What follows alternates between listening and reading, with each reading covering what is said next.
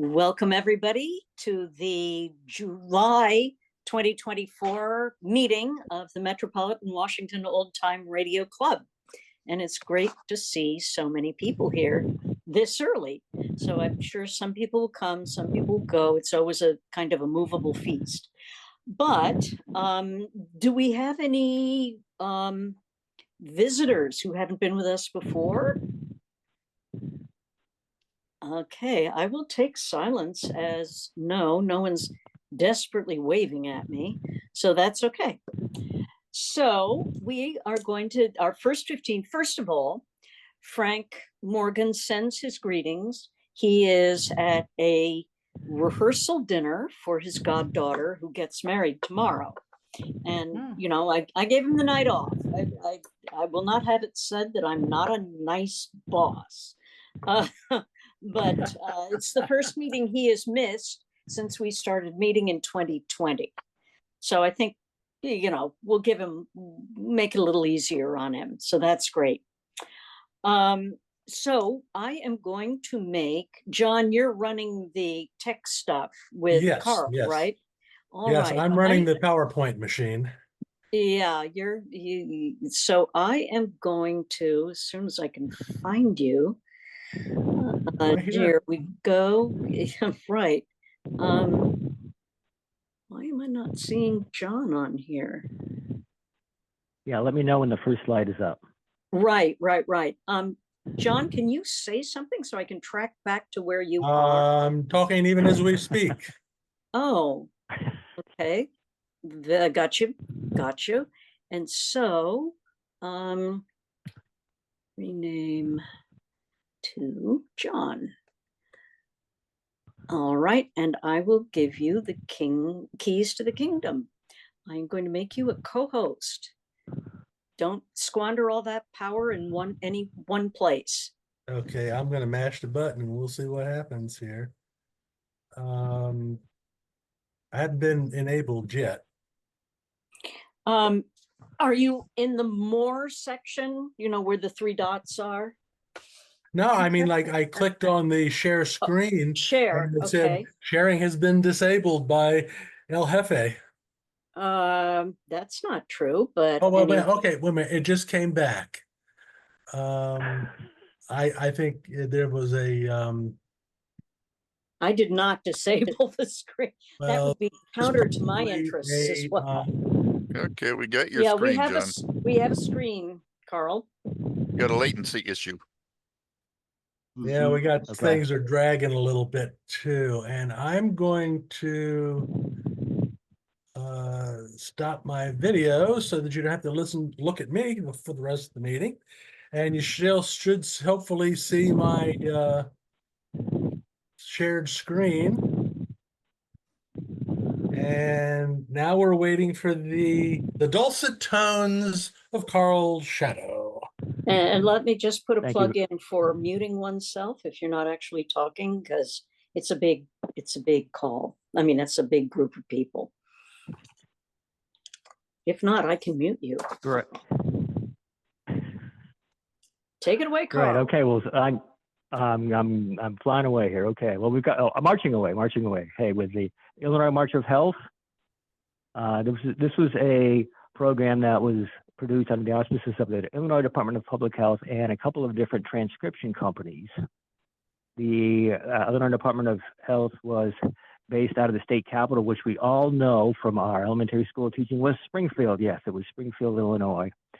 And it was a transcribed syndicated series of 15 minutes weekly. And before I get into the history of the program, let's go on to the next slide and do a brief review of health education on radio. Well, when radio started in the 1920s, of course, the health people wanted to get in as well. One way to educate the public, of course. They started with talks. There was a naval station right here in the Northern Virginia area, which gave talks in 1921. And this was followed in 1922 by my hometown station in Schenectady, New York, WGY, which is still at 50,000 watts today. Great station. Got to plug the hometown station. And of course, many different groups did talks, medical society, state health departments, etc. Then they went to the interview, where we got two people involved. And then, of course, the group discussion, roundtables, And all these were well and good, but they just weren't, for the most part, they were educational, but not always entertaining. So the radio producers got together with the public health people and came up with the dramatic skit. And these were done by the American Medical Association. New York State Department of Health had their health hunters through WGY. And really, the dramatic script was the preferred method in the 1930s and 1940s for health on radio. There were several radio health march programs had march in their title. And on this slide, we see three. Of course, the Illinois March of Health, which we're going to be talking about today, was initially produced in Springfield by a local group. And the actors came from the Springfield Repertory Guild and also members of the health department and the little theater area in the greater Springfield area.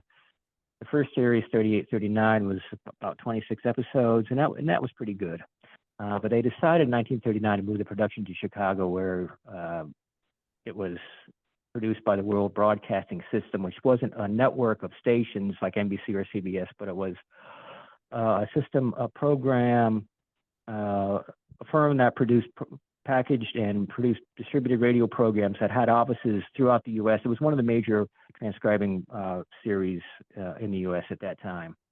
Two other March of Health programs of interest, because when you're researching the March of Health, you're going to come across these as well, was a program that was produced initially in Cincinnati. It was a local program in 1939, and then it went to the Mutual Broadcasting System in late 1939 or 1940. So for about a year or so, if you were in that section of the Midwest, you could actually get a double dose of health programs, one by the Illinois March of Health and then one by the Mutual Broadcasting System out of Cincinnati.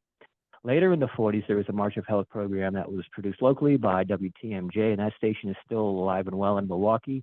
They did that program with the Milwaukee Health Department, and that was so good that it was nominated for a Peabody Award. And we're going to move on to, again, the Illinois March of Health, and the person who is really responsible for the creation and success is Leona DeMarais East. She was a Chicago native, graduated in the class of 32 from Northwestern in the Chicago area, and majored in dramatics, journalism, and speech. And after a couple of years after graduation, she engaged in social work in the Chicago area. She also wrote she was interested in radio. She wrote a script for the First Nighter program. So she had some great network experience. First Nighter was produced in Chicago at that time. And so she submitted a script, and it was broadcast. I'm still looking for that script. So, in 1936, she joined the Illinois Department of Public Health and was in charge of the radio programs there, the talks. And from 36 to 38, she created and developed the Illinois March of Health. In 1940, after a couple of years, she divulged what was one of the more interesting aspects of the program. The Daily Illinois State Journal, there was a State House column that was written daily by Bill Hay, and when he was on vacation, Mrs. East had the opportunity to give the lowdown on the program, including those couple of quotes. The only trouble is that there are a lot of physiological words that are taboo on the radio. I have learned an awful lot of taboo words from the experts in the health department. And that was one of the big bugaboos of health programs on the day, that you just couldn't say all those words that, I'm a former medical microbiologist, an andrologist, and so for those, we were talking about that material was nothing, but putting it on the radio was not something that was really allowed. And as a layperson, she did a really good job of transforming the medical jargon and all those taboo words into something that we could hear on the radio every week. Let's see. In Chicago, when the program moved from Springfield to Chicago, they were professional radio actors and cast and crew who were utilized by the World Broadcasting System. And let's see. And there, of course, the transcriptions were sent out to various stations all over Illinois, and also some adjoining stations that were on the border in Missouri, Kentucky, and Indiana, as well as Wisconsin. And if John can cue up that episode, it's from episode number 40 from March of 1940 on Borrowed Health. Take it away, John.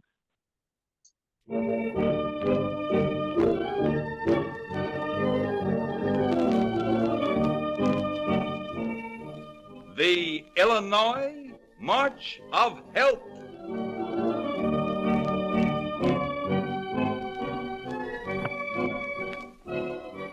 Going forward in the march against disease, the Illinois State Department of Public Health brings you another exciting and important radio drama, prepared by the department's trained experts in the science of keeping you well.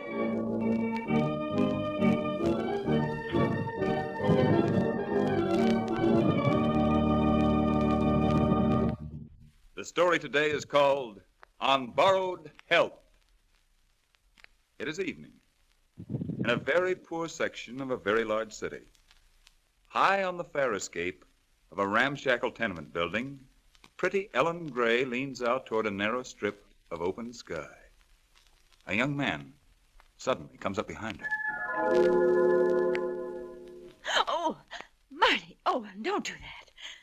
Gee, Marty, you nearly pushed me over the railing. Yeah. Maybe that's just what I ought to do, too.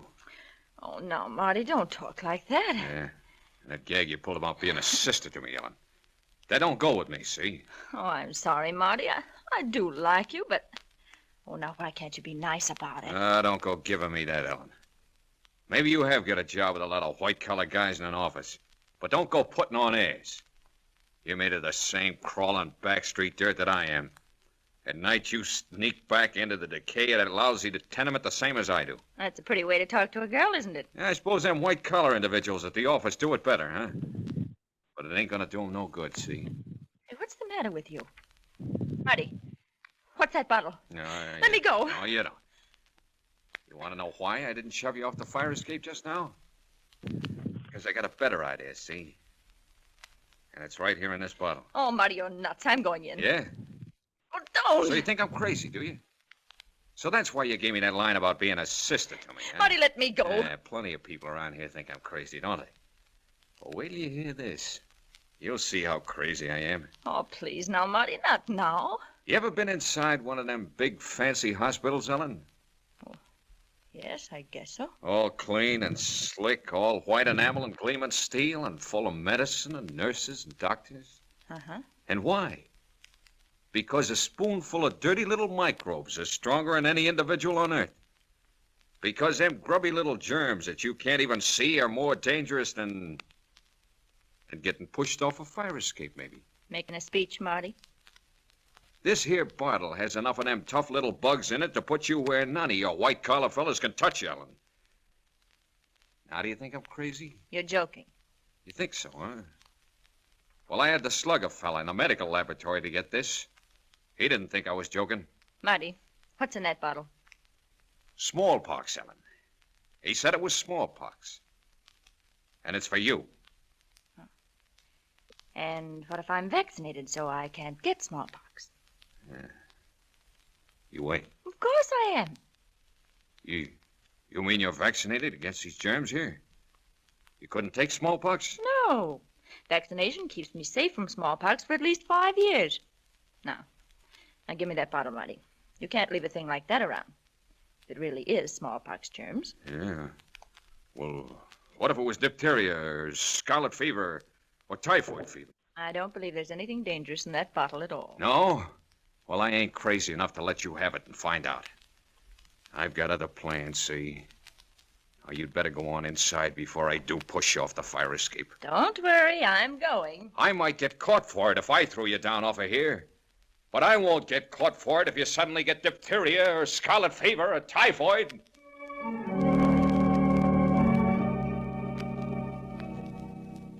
In a moment, we will see what Ellen Gray does about all this.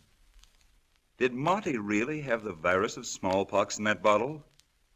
Will he try it again? But first, let's consider the question of being safe against preventable diseases. This question of immunity.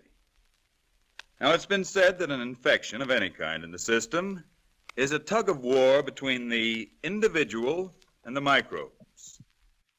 If the microbes win out, it may mean death to the victim. But the microbes are not always, as Marty thought, stronger than any individual on Earth. all individuals do not have the same degree of resistance to infection. Some people have so much resistance to the germs of a particular disease, like diphtheria, for instance, that we call them immune to that disease. And yet they may be very susceptible to some other disease, such as smallpox. Now, the thing that all of us want to know is how we can get to be immune to at least those diseases that are common in this part of the country, those diseases to which we may expect to be exposed. In the case of Ellen Gray in today's story, she will want, if she takes Marty seriously, to be protected against diphtheria, scarlet fever, and typhoid fever. Well, now, there are 3 ways to get yourself immune to a disease. One way, the best way, is to be vaccinated or immunized by your licensed physician. The second way is dangerous. To have the disease once, hoping you'll get over it safely. And the third way is only a makeshift. That is, to borrow the immunity from someone else by having your doctor give you immune serum from the blood of immune animals or people. This borrowed immunity does not last long because it's not actively built up in your own bloodstream. However, it takes a little time to build up immunity in your own bloodstream. And in our story today, it looks as though Ellen Gray might not have much time if Marty means what he says. But I won't get caught for it if you suddenly get diphtheria or scarlet fever or typhoid. With that threat ringing in her ears, Ellen went the very next day to see young Dr. Tom Underwood, who had an office right near the place where she worked. Let's see what happened.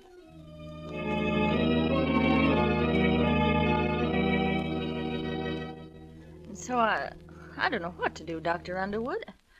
I'd like to just run away, leave town or something, but I can't do that. The folks need me. In a family like ours, everyone who has a little job has to help out, you know. Oh, Doctor. Now, take it easy, Miss Gray. You don't have to leave town. We'll figure out a way to handle this fellow, Marty. Well, do you think you really could get disease germs in a bottle like that? Well, that's the first thing we ought to find out.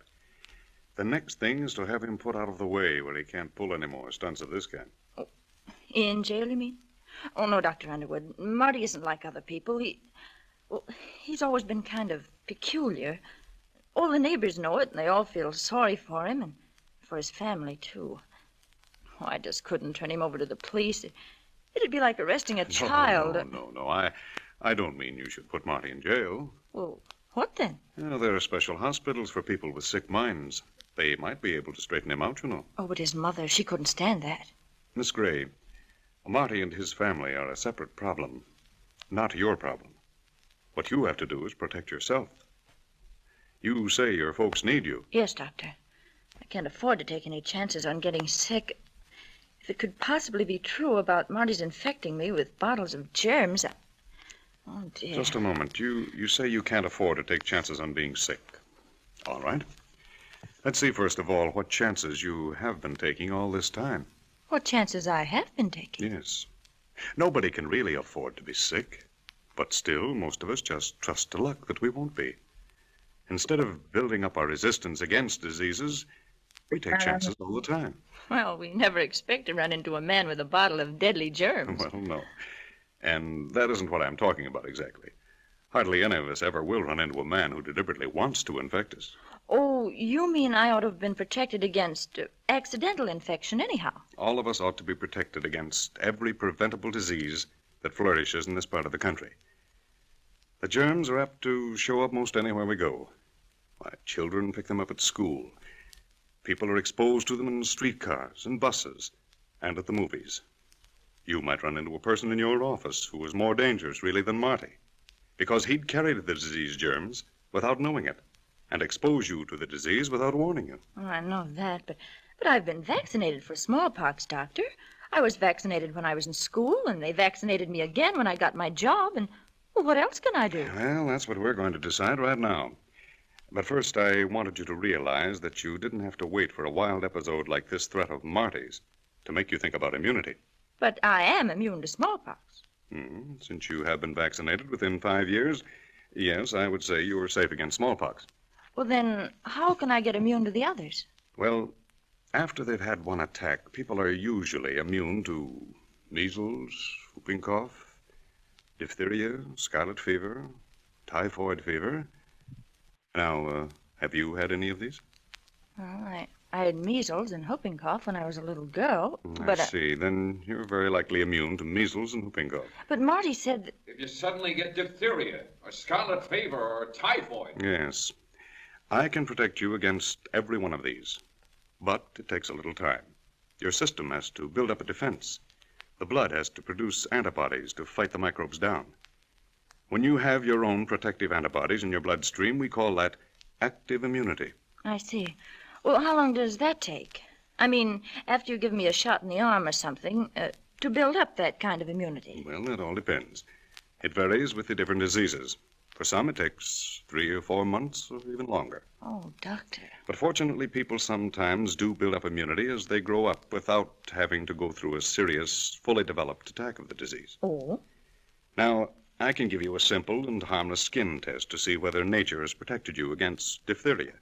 And another harmless skin test to see whether you are immune to scarlet fever. Oh, please, then let's do it right away. And then for emergencies, we do have a way of, well, borrowing immunity from some other bloodstream that contains the antibodies which fight the disease germs. If necessary, I can give you inoculations of convalescent serum against scarlet fever. Or I can give you antitoxin to protect you from diphtheria. Oh, doctor, that's wonderful. Yes, the trouble is that when you borrow immunity, it's not your own. That is, you can't keep it. Oh, it may tide you over the emergency, but it doesn't last long. But at least it can be done. If you don't have your own active immunity and you are exposed to those germs, your doctor can give you a borrowed immunity for about 3 weeks. Well, I'll tell you what then, Dr. Underwood. I will help to get Marty Owen's family interested in sending him to a mental hospital. If I can just have a little time to persuade them. I can't bear to have Marty's family all broken up about this. Well, Doctor, can I have a little time? Without danger, I mean. You want to work this out with Marty on borrowed time? And on borrowed health.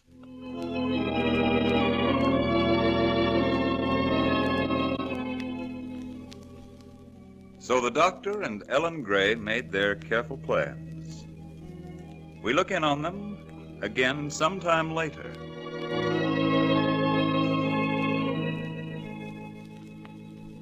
But the way you made friends with Marty and got him safely to the mental hospital, well, you didn't seem afraid at all of those bottles of his. Well, you see, there was nothing but water in those bottles of Marty's. I never really believed he could have stolen anything dangerous like that anyway. Medical laboratories exist to fight disease, not to encourage it. They don't have bottles of germs standing around for deluded people like Marty to pick up. Well, he certainly had me scared. Yes. Well, it was too bad for you to have to go through that. No, maybe it was good for me. 'Cause I, for one, will never again take chances on preventable diseases. I'll know I'm immune.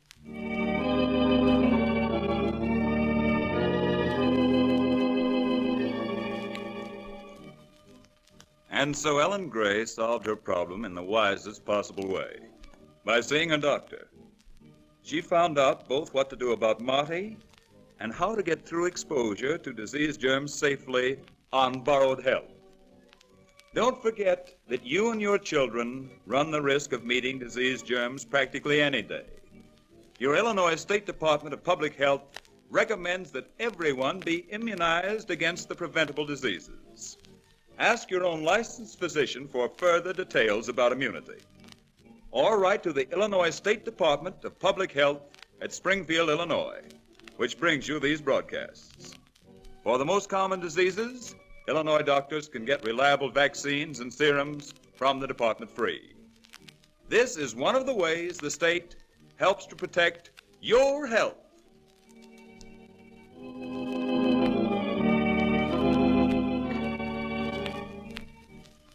Listen regularly to the Illinois March of Health for good entertainment and for good health.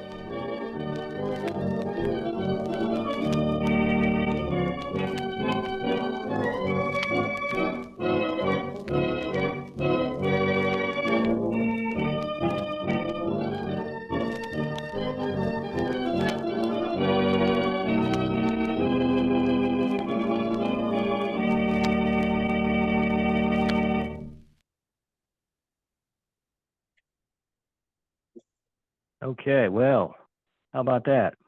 As with most transcribed syndicated programs, the radio cast was not credited. So who we're going to acknowledge these people right now. Rita Ascott played the frightened Ellen Gray, with Bill Boucher as her reassuring physician, Dr. Tom Underwood. Ken Griffin was the announcer. All three lesbians were major players in Chicago radio at that time on many of the prominent daytime serials and nighttime dramas. But who played Marty? Who played Marty? I'll give you a second here.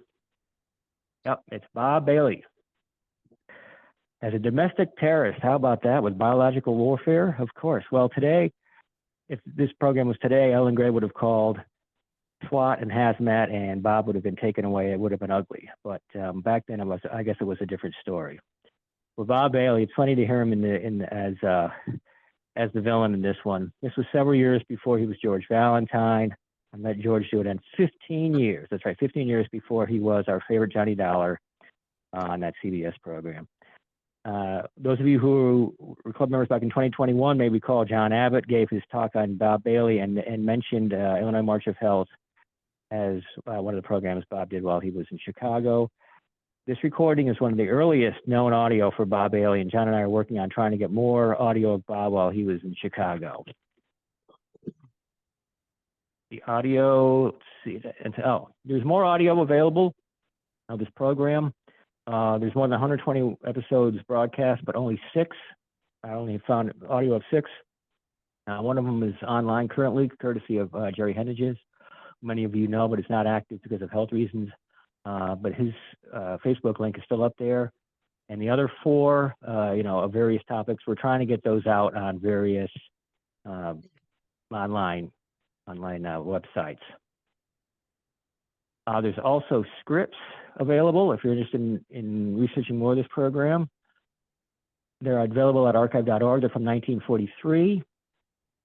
If you notice, the particular author for this one was David B. Eskind. He was the director of radio education, and his boss at the time was Mrs. East. Yes, she was promoted. Well-deserved promotion. She became the director of public health education for the entire department in 1942. March of Health continued until 1943, when, for the lack of literally manpower, but not woman power, they discontinued the series. So how about a little critique here? In Radio Guide, after the first season, it had a very optimistic, positive critique.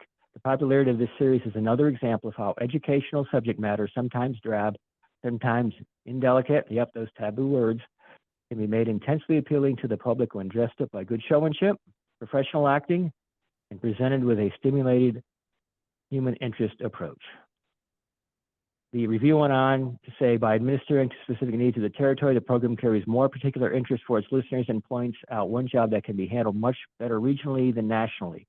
And it's interesting that during this particular episode, we did hear that, mention that those diseases that are in the Midwest and the Illinois area. But there's always room for improvement, and a couple of things, they may be minor, but I thought that the announcer could be a little bit more friendly and down to earth. Perhaps Ken Griffin was a little bit, in this particular episode, a little bit too pompous. And the organ music, maybe too lighthearted. But of course, we didn't want to go the other way, where we got the heavy, syrupy music from a daily soap opera. So, in close, my radio health prescription by transcription. The Illinois March of Health, of course, I can't take credit for that particular title or subtitle. That was appeared in the October 1, 1940 issue of the Illinois Health Messenger. There's me down at the lower left. If you have any questions, you can email me. And thank you very much. Thank you very much, Karl. That was very interesting. And, timely, because there's still discussions about the efficacy of immunizations. So thank you I don't know if that was accidental or not, but it's great stuff. No, I actually picked this for that reason and for Bob Bailey, because, Bob Bailey, I wanted to play the Bob Bailey episode, so he was in other episodes as well, but I thought that was great when he's a villain in that one. So that's one of the main reasons I picked it. But yeah, the immunization, and when you bring up an excellent point, some of these topics that were discussed 80 years ago, 90 years ago. We're still struggling with them today. You know, so. Right. And there's a lot of misinformation out there. So Absolutely. it is a struggle. Absolutely. It's hard to know. Does anyone have any questions for Karl? Let's see. Oh, Larry. Yes. You're waving at me frantically. Well, I just noticed that, can you hear me? Yes. Okay, I just noticed that was Bill Boucher, who was Captain Midnight for about 7 months, 1939, 1940 in Chicago. Right. Yep, that's right. Yeah, he was on all those programs. Yeah. I noticed it. Yeah, excellent. Yep. Yep. Yeah, I mean, I could list, you know, I could add a whole slide of listing of programs that these folks are on, but I'm glad that you brought that up. And then Bill Boucher, he did move to Hollywood, and so you hear him on Suspense and The Whistler and Escape and all these other great programs. So he had a very long life in radio. That's great. John William, you had raised your hand. Sure, but also Dennis had his hand. I'm going to let him go first, and then I'll go. Okay, go for it, Dennis. I just had a little comment. Dr. Underwood was the doctor that brought me into this world. Congratulations, he did good work. No joke. Yeah. But he was out of Kansas City. Oh, okay. Well, I mean, there were trains. Well, you could travel. You never know. He could have done his residency in Kansas City. Absolutely. Great fun. John William, now your turn. Okay, well, there are a couple things. One, Karl, I am amazed at this, and as you know, my pet project that I've been trying to trace the history down, and so I'm going to yield uncle and really call out and ask you to help me out with this one, because I haven't had the time to go pest these guys at Western Virginia University. But I was really— you got to pester him. You got to pester him. Oh, I know. We can talk offline or some public for that one. Absolutely. It's amazing how it has evolved. And just for context for everyone, I've been researching and trying to find, not actively, not heavily, but there's something that is reputed to be one of the first radio dramas that was supposed to be for a public health story like this, but back in 1921. So these were obviously, this is a really important historical phenomenon of using this new media of radio to address public health and education and a whole bunch of other things here. But what was interesting is that at the time that this was going on, FDA had been taken over biologics as a regulated entity in 1902. So I'm surprised that they also did not jump in on this to help out with this program, but it was really cool to read about it. How did you get, you obviously you went to archive.org or whatever to find the program. How did you find the recording? The recordings were courtesy of Jerry Henniges. He had these for like 40 years. You know, Jerry had warehouses, and I mean, he had all kinds of information. So I've been researching this program for about 15 years, and I noticed that he had these programs now listed on his website. I said, "Wow, Jerry, can I get a couple of those?"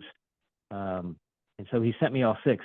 Jerry's, those of you who know Jerry, is a fantastic guy. I mean, one of the best people that this field has ever had, and has saved more programs and done for others than we can ever tell. But so he sent me those 6, and I listened to them, and they're from Chicago. I said, "Man, that sounds like Bob Bailey and Bill Boucher and some of the other people." And so there was a blurb in Variety, which I didn't put as one of the slides, that had some of the cast, and so I put like two and two together, and just noticed that, and boy, this is great. And several years ago, Radio Spirits released a Bob Bailey collection, which I was fortunate enough to do the program guide for, and included these a couple episodes of MRI March of Health. So you just keep looking, you keep digging and digging, just like Stay Tuned for Terror and some of the other programs I'm researching. You keep digging. You never give up, ever, never give up. A great example of perseverance. We benefit. Thank you, Karl. Does anyone John, quick, is that 1921 program? Is that the one from Denver? No, this is the one that was from West Virginia, and these two. Oh, the West Virginia agriculture one. Okay. Yeah, who went to Pittsburgh and. Right. Okay. Great. Okay. Yeah, they, just for everyone's context, they were just, the station thought they were just going to read the announcement about this program, and these two professors came up with a radio drama for 10 or 15 minutes that made it sound like it was a phone call that you tapped into. It was an unheard of concept. And the station manager and engineers like, are you crazy?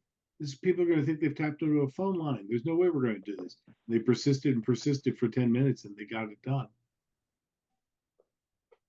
Good stuff.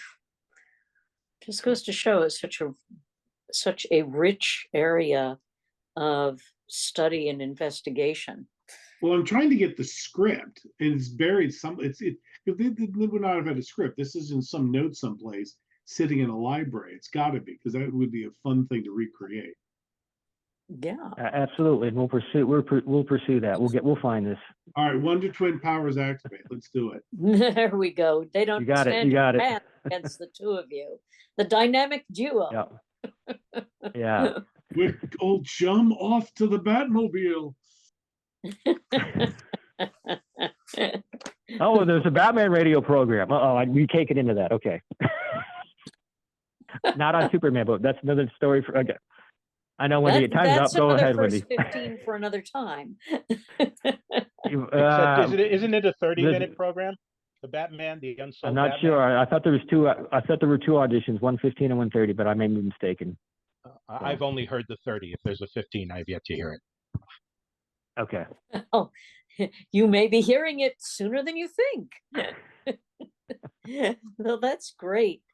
Well, if we don't have any more questions or observations and curiosities for Karl, thank you so much, Karl. That's just wonderful. Certainly. Really, really appreciate your hard work and sharing some of the results with us. Now we move to the quiz. And I think our resident quiz mistress is here. So let me see what I can do about making her, let's see, what's your name again? Co-host. Let's see, make co-host. There you go. And Sally, I warn you, there are 3 polls.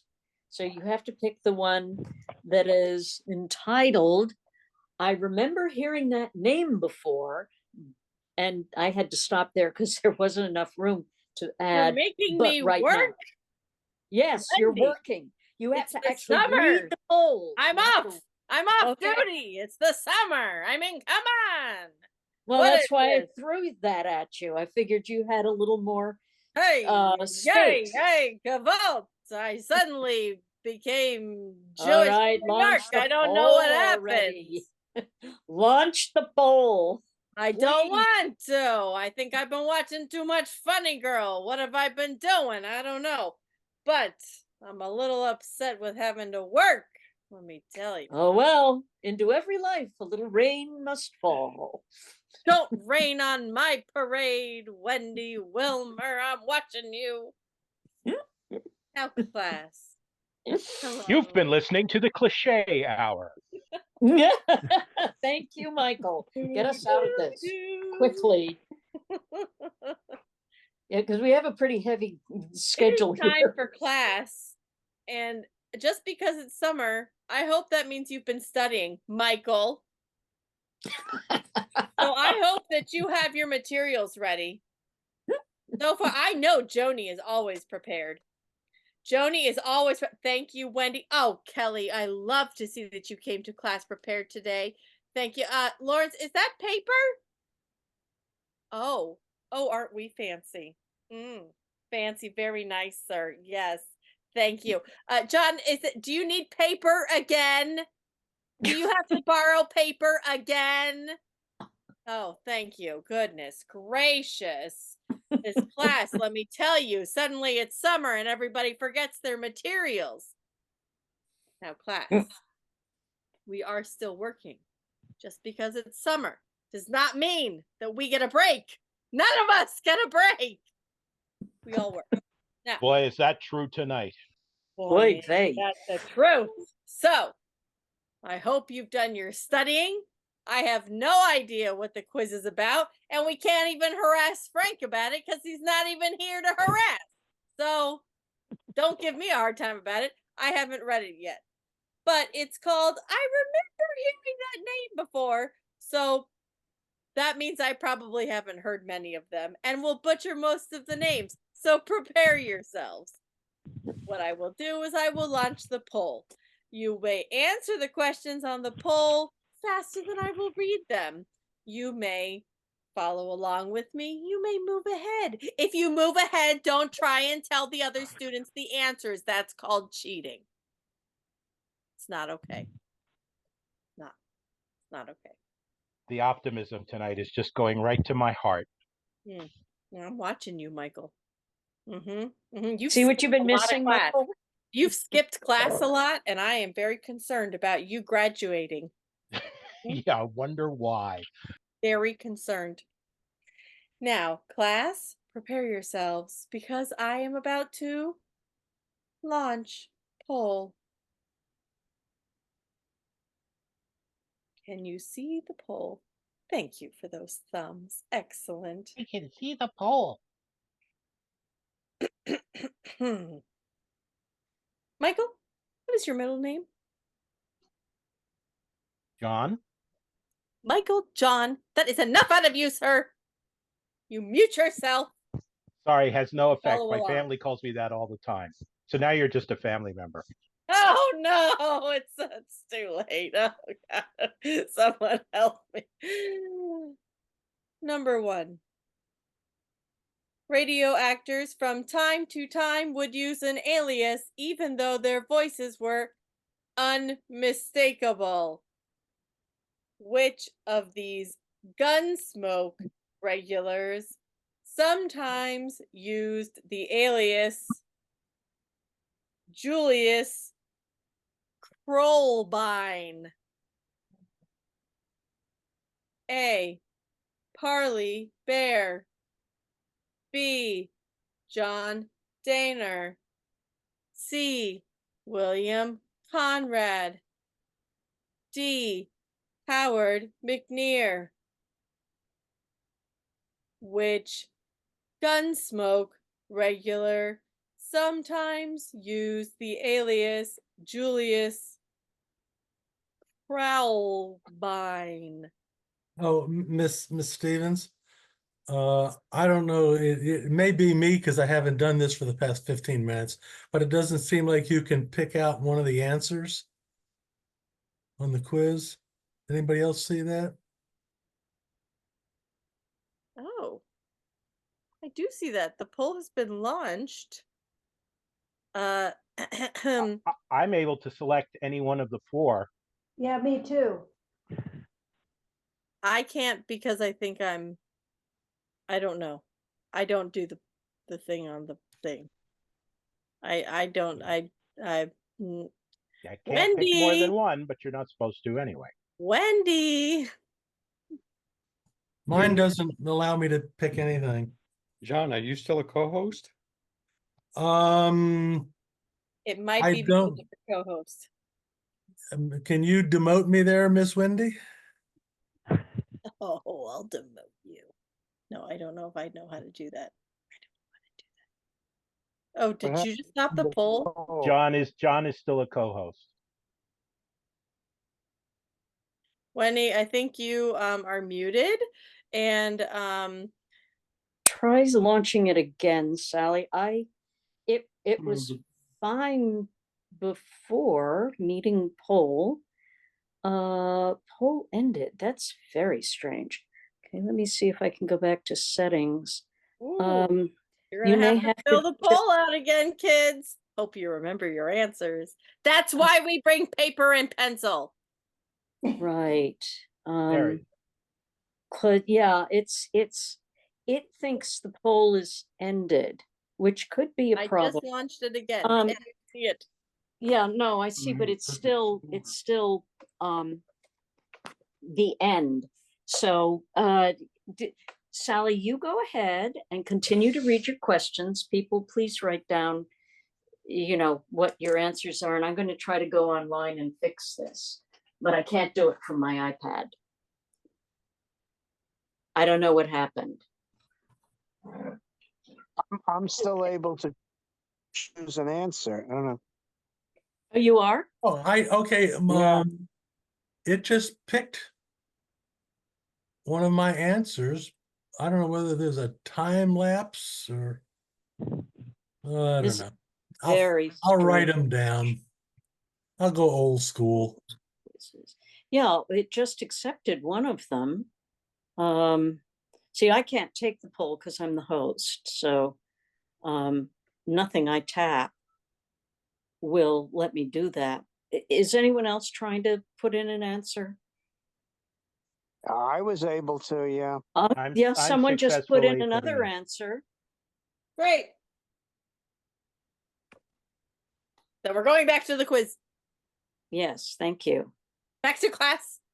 That was enough distraction. John, we will have to speak about detention later. That's right. Trying to distract the class. Trying to just have me drink more wine. I know what's happening here. Number 2. Which of the following became Roy Rogers, radio's king of the singing cowboys? A. Charles K.G. B. Leonard Sly. C. Willard Wiley. D. Arnold Guileful.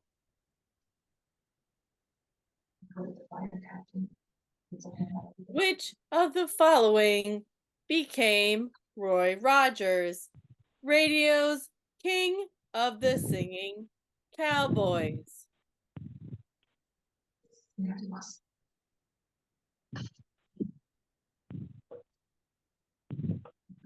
Number 3. Only one daytime drama ever received a coveted Peabody Award for outstanding entertainment in drama. But which one? A. The Guiding Light. B. Ma Perkins. C. Against the Storm. D. Joyce Jordan, M.D. Only one daytime drama ever received a coveted Peabody Award for outstanding entertainment in drama. Which one?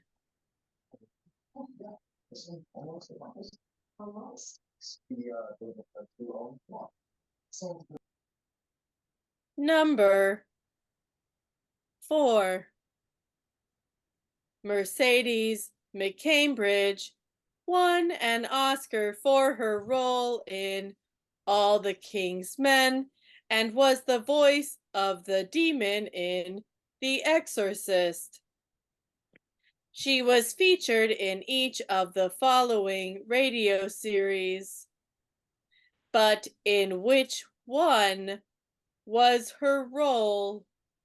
Martha, Ellis, Brian. A. Defense Attorney. B. This is Nora Drake. C. Abby's Irish Rose. D. Family Skeleton.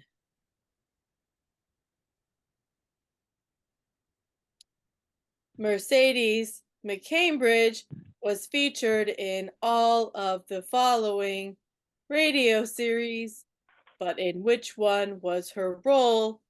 Martha, Ellis, Brian. Number 5. Mostly remembered for his science fiction stories, Ray Bradbury authored a frightening story of a little girl accused of crying wolf. It was performed on several of CBS's programs. Which of these Bradbury stories was it? A. The Veldt. B. 0 Hour. C. The Screaming Woman. D. The Sound of Thunder.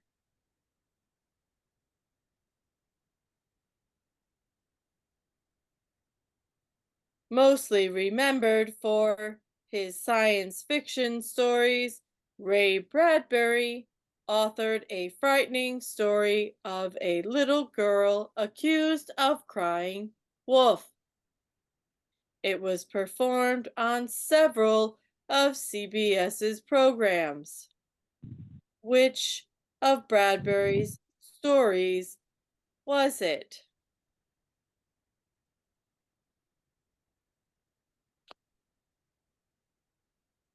Number 6. Jack Benny had a very talented cast, but one member was, in particular, very good at mimicking the voices of others. Which one? A. Phil Harris. B. Dennis Day. C. Don Wilson. D. Mel Blanc. Which member of Jack Benny's cast was very good at mimicking the voices of others?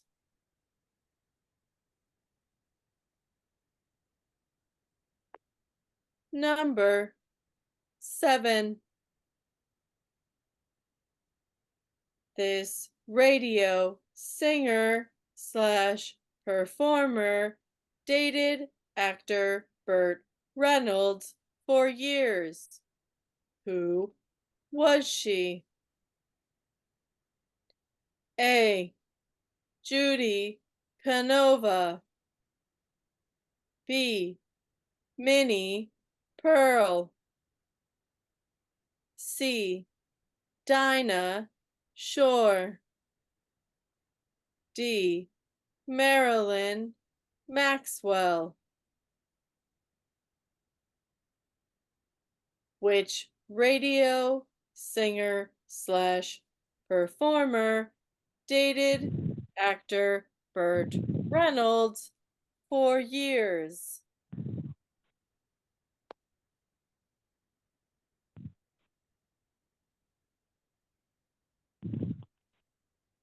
Number 8. Kate Smith launched programs for the careers of many stars.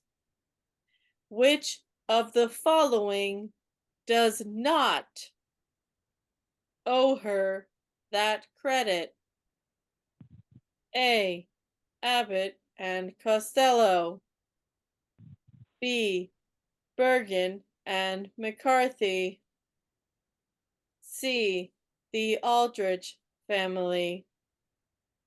D. Henny Youngman.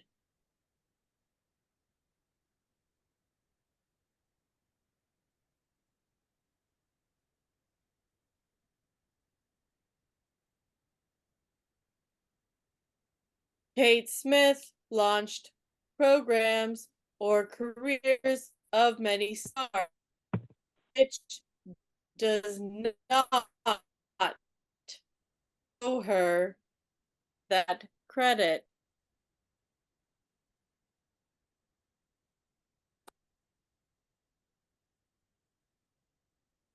Number 9.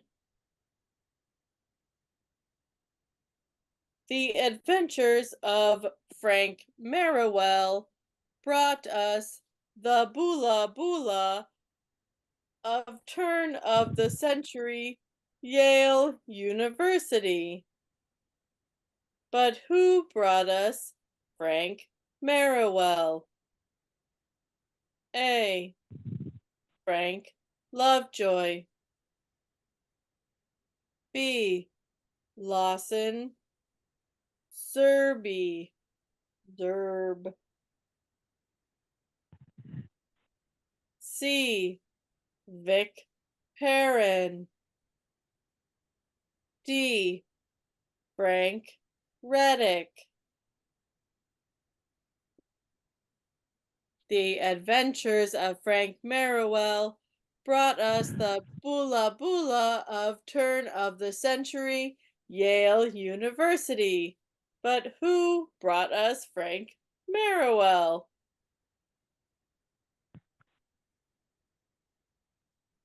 Number 10.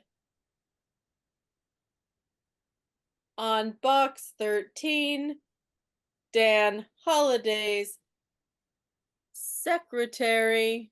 We lost it again. Did someone just end the poll? Yeah, I think it was, I had control of it because I was still host. And that's why I think, yeah, it's ended. I'm sorry. I'm going to revoke your privileges, John Abbott. Please, please, please. Detention. Empty promises. That's all I get. Well, maybe not. Well, okay, go for it, Sally. Launch it again. The final John, question. Final question. Do you want to put the poll up again? Then it will erase everything. No. Well, let me I clear the existing. Good Lord, John. Exactly. Okay, you all are going to have to write. John has pencils for everyone. So Just write your email address on the back of a $20 bill and I'll send one to you. Where's the manager? I'm sorry about that. I'm never leaving John in charge. Sorry, Miss Stevens, please continue. Read the question again, and everyone write down your answer to question number 10. Or the letter for question number 10. Number 10. On box 13, Dan Holliday's secretary, Susie, picked up his mail. Who played the part of Susie? A. Monet Pickering. B. Always bickering. C. Are you snickering? No. Maybe. D. Sylvia Pickering. On box 13, Dan Holliday's secretary, Susie, picked up his mail. Who played the part of Susie? Oh my goodness. Well, it was a good quiz, and we will find out how much studying you all need to do and how much homework I'm going to have to send you all home with after the main program. All right. Well, thank you, Miss Stevens, for hanging in there when everything has been rather chaotic for this particular turn. I appreciate that very much. And So we will get the answers such as they are. At the end of the poll, I'm not sure you've got the answers, Sally, on your answer sheet. Have you printed it? Do you have it available to you? In case the poll results don't come up. The poll results do not necessarily indicate correct answers. Well, I've got the answers if you want me to do the answers. Oh, I have the answers. Okay, good. Well, then that's great. You The will real know who you question are. is, do you know Susie like I know Susie? Oh, what a gal. Whoa. Okay. So Save now that for after class, sir.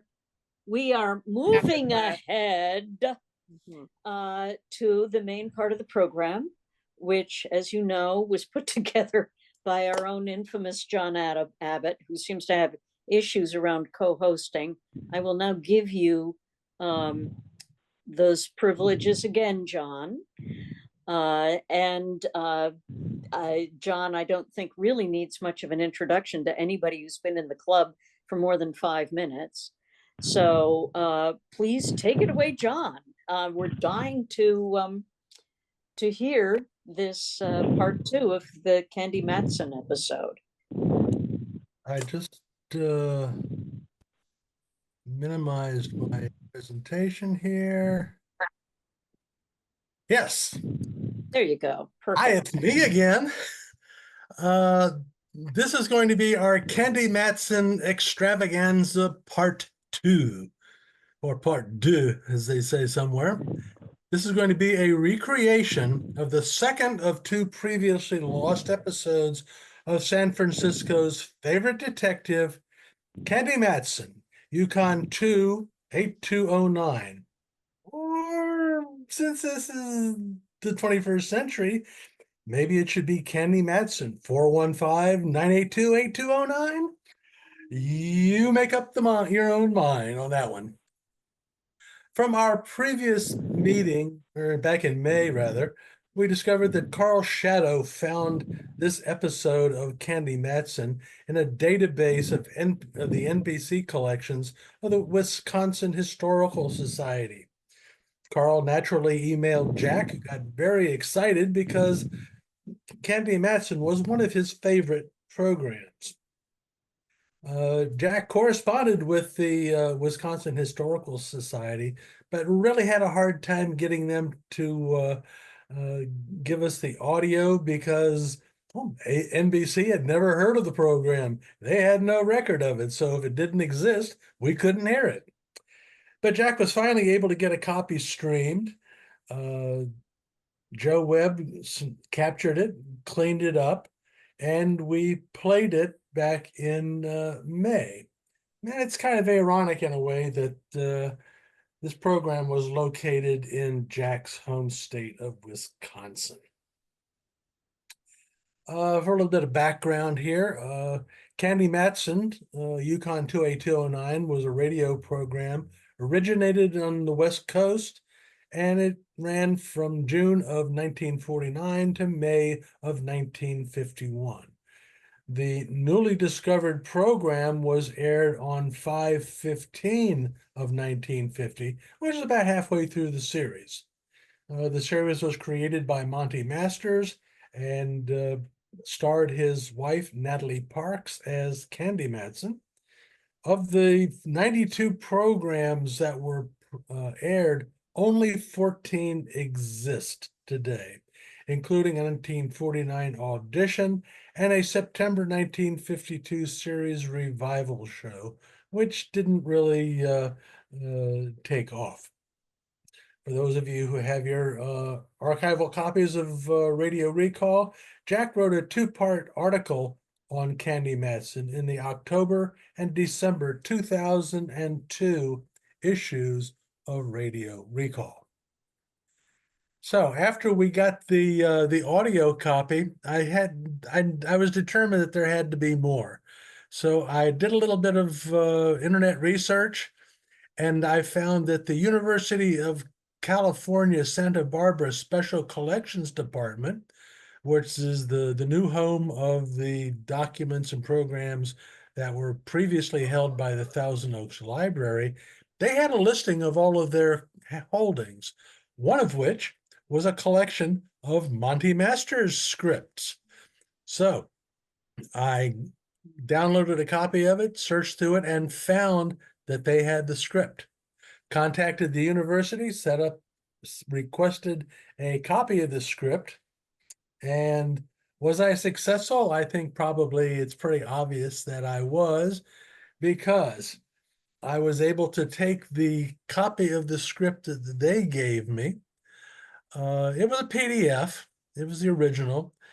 I had to take that PDF, though, and edit it because it really wasn't readable. So I did that.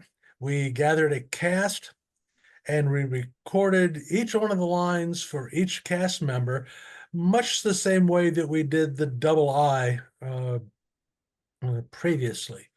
And using Audacity, I assembled all of those and put together a program. And I think you've heard enough of me talking. So if you got your fizzy drink, your bag of popcorn, your jujubes, or whatever you want to chew on while you're listening to a program, let's listen to Telegram from a Friend, Part 2, which originally aired on May 22nd, 1950.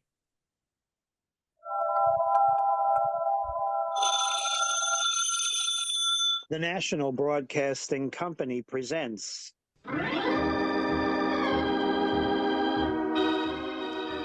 Candy Matson, Yukon 2, 8209.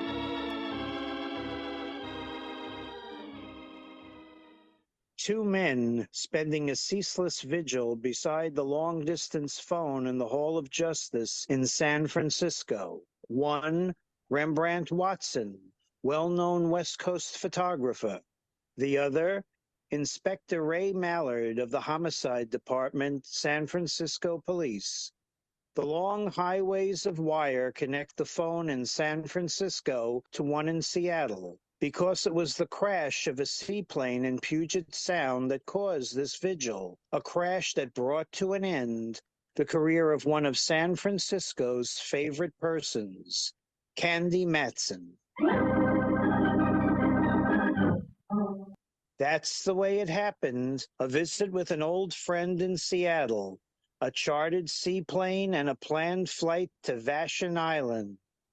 Then the stabbing, sputtering sound of a missing engine, the whine of wind through the struts as the little plane plunged downward to its watery grave. A sudden horrible impact of steel and wood as it ground into the water. Seconds, minutes, then the plane slowly sinks from sight. Then, nothing. Nothing but an oil slick, the gentle moan of the wind over Puget Sound. Semi-darkness, and nothing. I can't believe it, Rembrandt. I just can't believe it. One reads about things like this in the paper, and when they concern someone you know nothing about, it's all so distant and remote. But when it happens to a person who has been close to you, almost a very part of your life, it's like a pile driver over the heart. Funny how you take someone for granted until that someone is gone. Candy was all I had. She was all I had, too. But look at it this way, Mallard.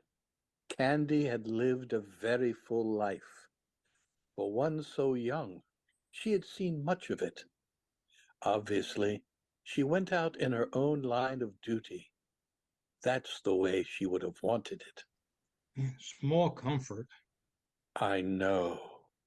I didn't tell you. I was talking to her when it happened. What? I was talking to her on the phone. They had one of those shortwave doohickeys that the phone company plugs into its regular circuits. She had called me en route to this Vashon Island, wanting some dope on a guy named Bonner.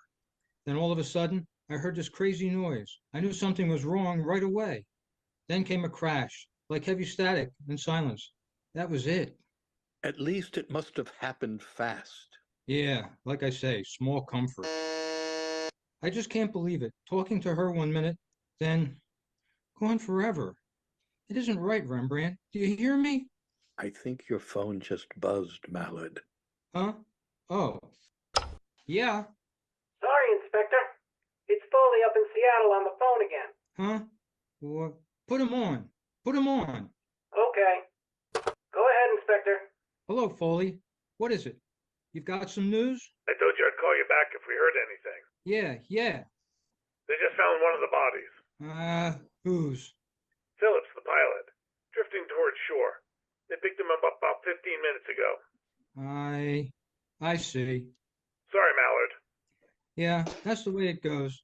Thanks, Foley. Let me know when they find Miss Matson, will you? Sure. So long now. So long. What is it, Mallard? They found the body of the pilot about 15 minutes ago. Oh. You know, it's a strange thing. I recall when Candy left here several days ago. She dropped by to see me to say goodbye.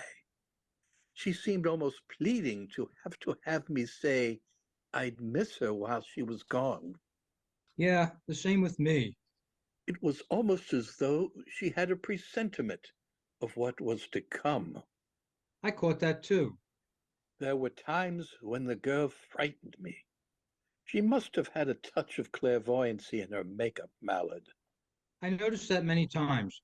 We'd be deadlocked on a case, she'd get a hunch, and 9 times out of 10, her hunches led in the right direction. Why couldn't she have a hunch about this? Or if she did, why didn't she follow it? In any event, it's all over and done. No sense in talking about ifs and why nots. Aren't you going to answer it, Mallard? I'm almost afraid to. I know what you mean. But it has to be done. Yes. Call for you, Inspector. From Seattle? No, some dame. Dame, put her on. Inspector Mallard, homicide. Inspector, I have some information you might be able to use. Could be. What is it? It's about Candy Matson. That plane crash wasn't accidental. What are you talking about? The whole thing was planned. She was murdered, and I know who. Hello? Hello? How do you like that? What's the matter, Inspector? Were you cut off? I'll say it was. Get on that phone and trace that call. Pronto. Right away, Inspector. What is it, Mallard? You look like a ghost. I feel like one. Some tomato gets on the line and tells me she has information that Candy's death was arranged. That plane crash wasn't accidental. Some crank, undoubtedly. Could be. On the other hand, I'm not taking any chances. Candy went up there on a deal. This could very easily be part of it. And besides, the tomato didn't hang up quite normal-like. She was forced to do it. An odd thing about Candy, even in death, she's surrounded by an aura of mystery. If there's a mystery, I'm going to get to the bottom of it. The more I think about it, the more I'm convinced there is something screwy about this mess. Red Phillips was a top-notch pilot. He had nothing but the best planes and equipment. He kept them in first-class shape. It doesn't follow that all of a sudden one of his ships would go bluey in midair and crash. Maybe you've got something at that, Mallard. I'm convinced I have. Maybe this is the start. Yeah. We're not going to run, Inspector. Trace the call. It's a prospect number. 1200 block on Green Street. Good. That's between Hyde and Larkin Streets. Get me a car, quick. I'm shoving off. Just a minute, Inspector. There's another call for you. It'll have to wait. Just get me that car. This call's from Vashon Island. Oh, well, yeah, I'll take it. From the northwest, Mallard? Yeah, I'm afraid this is it. Go ahead, Inspector. Inspector Mallard, San Francisco homicide. Oh, good. This is Dr. Alistair, a doctor and inspector. Vashon Island. Yeah? I have a young lady here who would like very much to talk to you. Just a moment, please. Hello, Mallard, dear. Candy! Rembrandt! She's alive! Sure, I was alive. Only the good die young, so to coin a phrase. A bit weak, still spitting half of Puget Sound out of my lungs, a broken arm, but still very much alive. Like Mark Twain, the rumors of my death have been greatly exaggerated. And oh, it was good to hear Mallard's voice. For a couple of hours, I thought I'd never hear it again. The doctor had given me an opiate, so after only saying hello to Mallard, he reached over, took the phone out of my hand, and that's the last I remember. It could have been days, it could have been months, but actually, it was the next morning, and when I came to, there was Mallard and Rembrandt sitting next to my bed. Hiya, Cupcake. Mallard, dear, and Ducky, how are you? Splendid, girl. The question is, how are you? All right, I guess. You'll have to sign all my autographs for a while. Seems I bent an arm in two when I hit the water. Lucky it was only an arm. So I understand. You dopes, both of you. I didn't want you to come all the way up here. Listen to her, Rembrandt. She's still delirious. Wild horses couldn't have kept us away, Dove. What do we do now? Did you bring along a canasta deck, Mallard dear? There's only one thing to do. The doc says you're staying flat on your back for another day or two. Then we can take you home. I want to go home now, but I can't. I've got some unfinished business to take care of. You heard about Phillips? Yes, the doctor told me. Poor guy. He was just caught in the middle. Exactly what happened, dear? Nothing much to tell. I was talking to you on the phone, Mallard. Suddenly, the motor started sputtering and we plowed nose first into the water. The force of hitting threw me out of the cabin door, shot me clear out of the plane. I blacked out for a few moments. When I came to, I started swimming for shore. Thank goodness for my early training in swimming. It must have been good training, Candy. That was a half-a-mile swim. After I pulled myself up on the beach, I blacked out again. The next thing I knew, I was here in the hospital. A broken arm, exposure. Every time I think of poor Red, I realize how lucky I was. Luckier than you think, maybe. How do you mean, Mallard? Just before you called last night, letting us know you were okay, some gal phones the office. Tells me that your plane was rigged, that it wasn't an accident. What? Now lean back. The doc would shoot me if he could see you springing up like that. Tell me more, Mallard. Only if you stay flat on your back. I'll stay. Come on, tell me. Well, as Rembrandt pointed out, it could have been a crackpot. On the other hand, it could be a tie-in. Remember the sound of that motor as it conked out? What did the gal sound like? She started to tell me more, but then she was choked off. Choked off? That's the way I got it. What little I heard, her voice was low, sounded rather cultured. Laura Lawrence. Where did the call come from, Mallard? San Francisco local, a prospect number. Did you give it a look-see? No, I was too anxious to get up here, but I put two of my boys on it. They'll probably have the dope for me when we get back. I've got to get out of here. Call the nurse. Get the doctor. Not tonight, my dear. You're staying right here. Yes, I guess you're right. I think we're tiring Her Majesty. As we used to say in the Klondike, Mallard, let's blow. Yeah, good point. Now, no fooling, Candy. You stay put. You don't seem to realize that you've been through quite an ordeal. Oh, yes, I do. Every time I think about splashing around in those cold, black waters. I'm glad you characters came. If I'd have known you was coming, I'd have bought a Coke. Seriously, thanks for being two of the nicest people a gal could ever know. I catnapped my way through the day, then on through the night. In the morning, I begged the doctor to let me get out, that it was important. He shook his head, but I gave him a look that would have done justice to a sad spaniel. He gave the nurse the okay to bring my clothes. I dressed, did a Leon arrow around the room for a few moments, then we went out to the office and paid my bill. Just as I walked out into the bright warm sunshine, who should greet me but my two knights errant? Hey, who let you out? The head keeper. I passed all my tests, including one on how to soften up doctors. You can soften up anybody. Yay, team. Where were you headed, Dove? Up the road a piece. I've got to see a coroner about a man. A dead man. Oh, Candy, for Pete's sake, let well enough alone. If the doc lets you out and says you're okay, quit while you're ahead. We'll get an afternoon plane out of here today. Not quite, oh cop who walks like a man. I've been bitten, and I want to bite back. It's obvious, girl, that you're playing with fire. I think Mallard is giving you some good advice. No doubt about it, Ducky. But I'm going to get to the bottom of this thing, come Hector or high water. Come, girls, leave us to the coroners. I had originally started out for Vashon Island with a very definite purpose in mind. I got to Vashon the hard way, a cracked plane and an evening swim. That only made me all the more determined to follow through with my plans.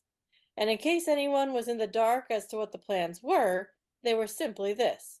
Laura Lawrence was looking for her husband, a young architect named Peter Linden. No trace of the guy in all of Seattle and surrounding territory. Suddenly, I see a little piece in the paper stating that a young architect is killed in a fall named Peter Lindsay on Vashon Island. That was the reason for the plane trip, to check on the guy to see if he was the one and the same with Peter Linden, Laura's husband. We found the coroner's office and went in. It was presided over by a little guy who reminded me somewhat of an out-of-season Santa Claus. Morning. Something I can do for you? Yes, there is. This is Inspector Mallard of the San Francisco Police Department and Mr. Rembrandt Watson. How do you do? My name is Matson, Candy Matson, private investigator from San Francisco. Oh, sure. You're the little lady they found on the beach the other night. Half froze to death.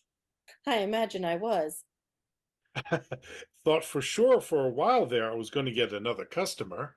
Have a good laugh, pal. I fooled you. Don't pay no attention to me, miss. It's just that I don't like to get cheated out of any rightful business that may happen to come my way. Terribly sorry to disappoint you. Quite all right. This business is like streetcars. There'll be another one along. Now what can I do for you? Do you have the body of a man here named Peter Lindsay? Yep, sure do. In the back room. Looks pretty good too, if I do say so myself. Looks pretty good. I'm also the undertaker here. Come along. I'll show him to you. Okay. Funny thing about this Lindsay, that wasn't his name at all. No. No, his rightful name was Linden. Ah.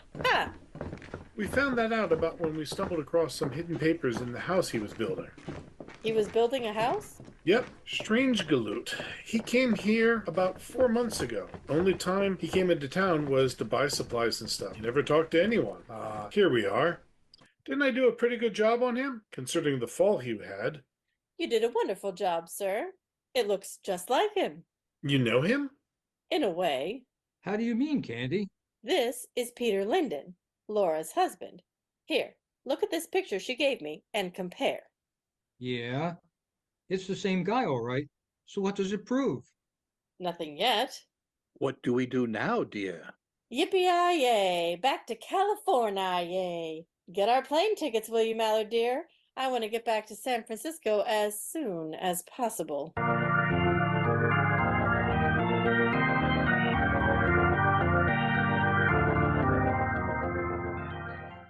Mallard and Rembrandt went over to the little cabin where they were staying to pack their clothes. I asked the coroner where the house was that Linden was building. He pointed out the way, and I walked over.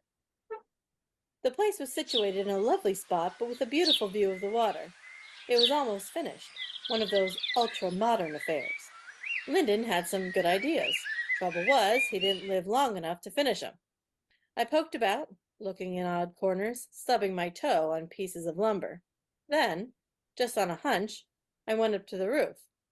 A good 50 feet off the ground, the way the hillside sloped. The gravel was scuffed and scarred. Then, near the edge, next to the drain pipe, I saw it.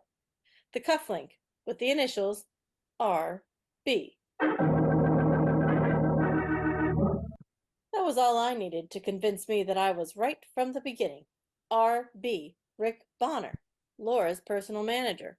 All roads lead back to Rome, and all clues point in Rick's direction, telling the story that Rick had nudged Mr. Linden off his own roof.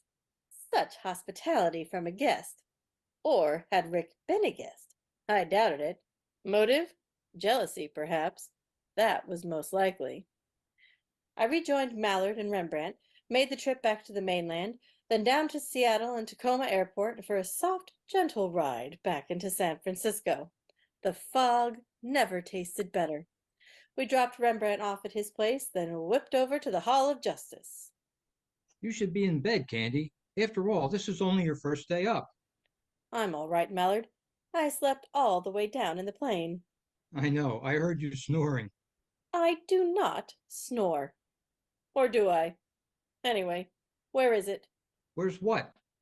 You know very well what I want. The address on Green Street. The one where your boys traced that call. Why don't I be firm with you, Candy? Here it is, 9125. That's all I want to know. Feel like working, Pet? Sure, if you really think you have something to go on. I do. 2 hits and 1 near miss. What do you mean? Peter Linden, dead. Red Phillips the pilot, dead. And me, almost. That was a very interesting conversation we had on the phone from the plane, Mallard.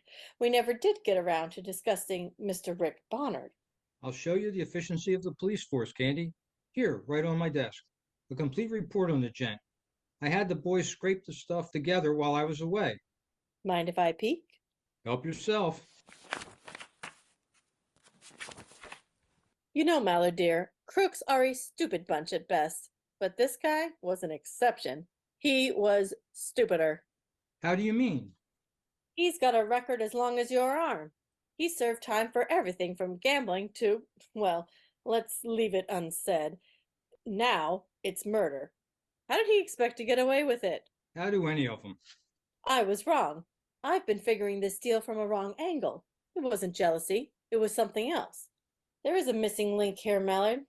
I can't figure out what it was. The old intangible, hey? That's right. I had it framed like this. Rick Bonner was out to get rid of Peter Linden. That would leave the way open for him to marry Laura Lawrence. After all, she's good for many years on Broadway yet. Over a long haul and hit show after hit show, a lot of potatoes. But now, I don't think so. There's something else. Such as like what? A very horrible idea popped into my head. Oh, jeepers. I hope I'm wrong. You sound like you mean it. I'm afraid I do, Mallard dear. Listen to me, son.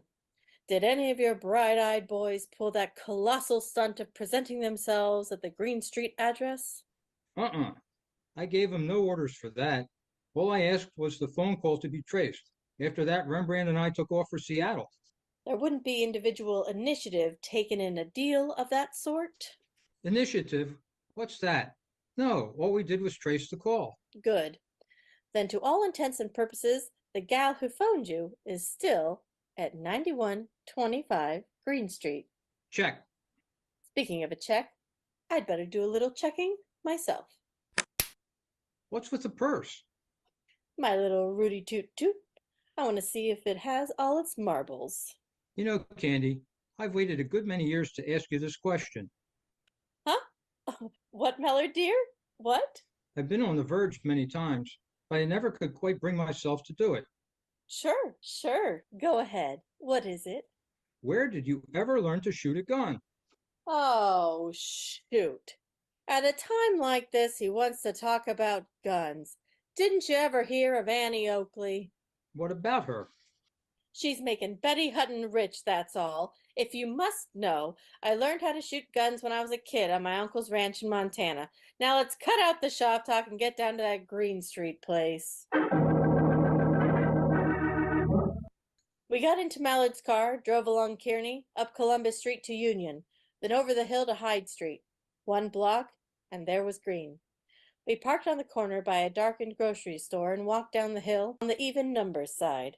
We spotted 9125, and it was dark too. So we walked across the street. Front door was locked. So was the back. That was when Mallard showed me a little trick with a calling card inserted into the door, forcing the lock on the inside.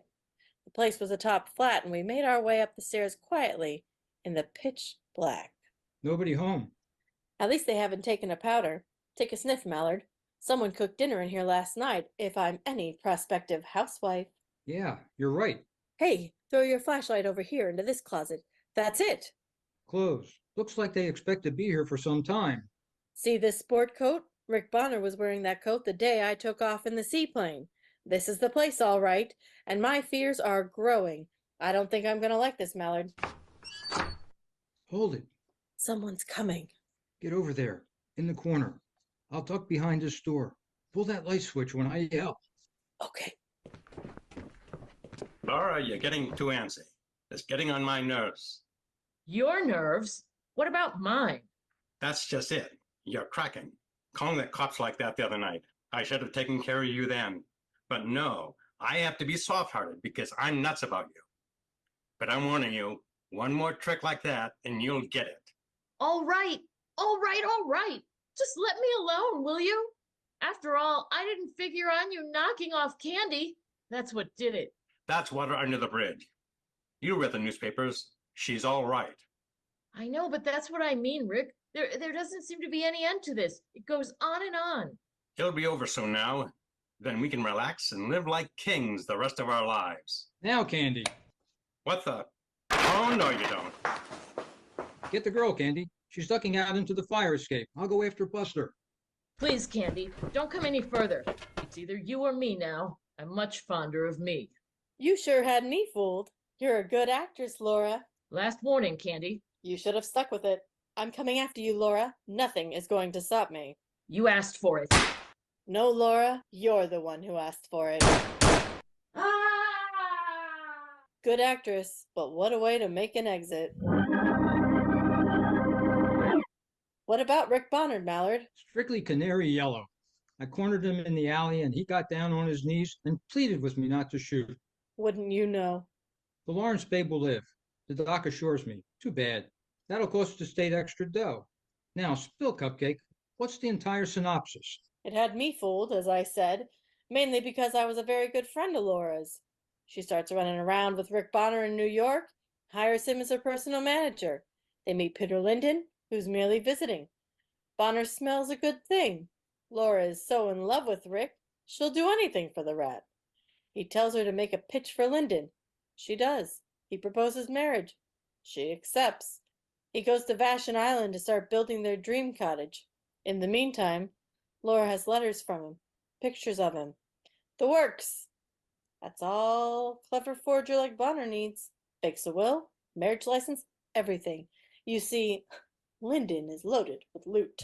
But where do you fit into this, Candy? Why should they call you in? They needed a third party, someone good and gullible. I was nominated. Laura figured that with my standing as private eye, I'd swear to the legality of the marriage. Then she could collect from the phony will. It never worked. Of course not. That's why I say all crooks are stupid. But Bonner was even stupider. The day before I took off in the seaplane, Bonner had gone over to Vashon Island, found Linden working on his roof, and shoved him off, with no one the wiser. My coming across that story in the paper about a Peter Lindsay became the fly in Rick's ointment. While Red Phillips, the pilot, was making a phone call to his wife, Rick went down to the dock and emptied the gas tanks. Red himself had just refueled the plane, so he didn't bother checking. But you know what broke the whole thing. Laura's telephone call to me. That's right. She turned soft. Rick had told her what he had done to the gas tanks, and that's when they grabbed the plane for San Francisco, found that place on Green Street, and decided to hold up until the heat was off, then go back and collect on the will. But Laura's conscience began to bother her. That's when she called you. But Rick shut her off. That's right. 'Tis a pity, Mallard. 'Tis a pity. What is? It's getting so you can't trust your best friends anymore. Another thing, Mallard. You know what I'd do if I were you? That swim in Puget Sound convinced me. What? I'd marry me. Not tonight, Cupcake. You've got a broken arm. It's a lovely ensemble at that. Broken arm to match the lady's broken heart. Good night, Mallard dear. Just ask me for a favor sometime. That's what I mean. Just ask me.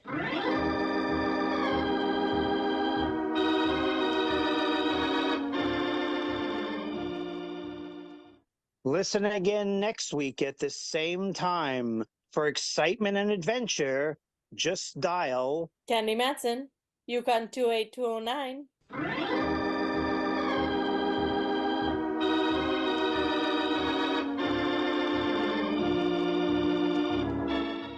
Heard tonight were Sally Stevens. As Candy Matson. Frank Morgan. As Inspector Mallard. Edgar Farr Russell III. As Rembrandt Watson. Jim Pasquale. As the police officer. John William DeClares. As Foley and the coroner. Dennis Roma. As Dr. Alistair and as Rick. Lindsay Kershaw. As Laura. The script was originally written by and directed by Monty Masters.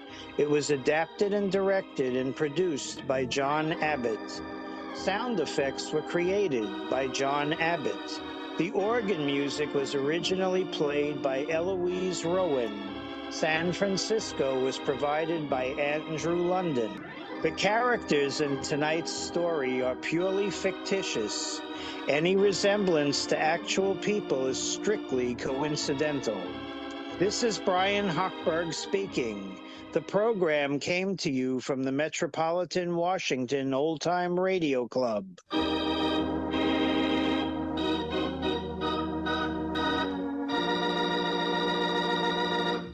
This is NBC, the Nova Broadcasting Club. All right. There we have it. Very Telegram nice. from a Friend, Part 2. And this is the slide that everybody really enjoys whenever I give a presentation. So with that, we'll stop sharing. And away we go. Are there any questions, comments, criticisms? No criticisms, actually. Now, Thank you for. Mhm. Go ahead and say what you said, and then I got something to say. Right. I was going to say thank you for putting together. I know it's very complicated what you do and involves a lot of editing and a lot of moving parts. Well done, John. Thank you. Now, for those who are listening along, did you happen to catch the mistake that Monty Masters made in the script? Oh, I Not a- remember hearing something, but I can't remember what it was. At the very well, not quite the beginning, but when Mallard was in the office, he got a phone call and the officer traced it, and he traced it to an address on the 1200 block of Green Street. Well, when Candy comes back and they go to visit it, lo and behold, they're visiting 9125 Green Street.